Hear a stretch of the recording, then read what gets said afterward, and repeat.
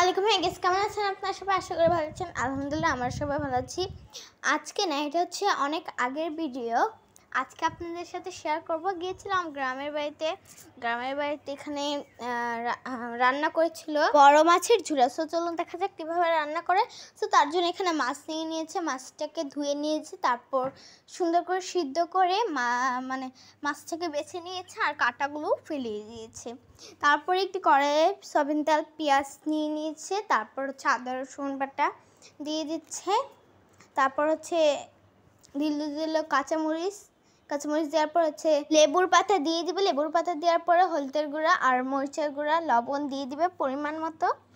আর এই যে দেখুন পরিমাণ মতো সব কিছু দিয়ে দিয়েছে। আর মাছগুলো যে বেশি রেখেছিল সেগুলো মাছ এখানে দিয়ে দিবে। তারপর এটাকে সুন্দর করে মিক্সড করে নিচ্ছে।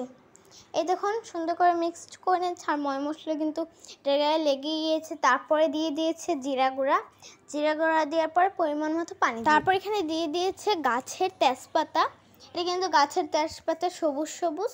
তারপর তেজপাতা দেওয়ার পর এটাকে সুন্দর করে মিক্সড করে নিচ্ছে। এই যে সুন্দর করে মিক্সড করে নেওয়ার পরে কিন্তু আমাদের রেসিপি কিন্তু প্রায় শেষের দিকে। আর যেহেতু এখন শীতকাল, সো তার জন্য এখানে ধনিয়া পাতা দিয়ে যেহেতু শীতকাল, আর শীতকালে ধনিয়া পাতা তরকারির সাথে হলে কিন্তু খেতেও অনেক মজা লাগে। সেহেতু ধনিয়া পাতা দেওয়ার পরে মিক্সড করে নিলাম। আমাদের রেসিপি শেষ। আসসালামু আলাইকুম।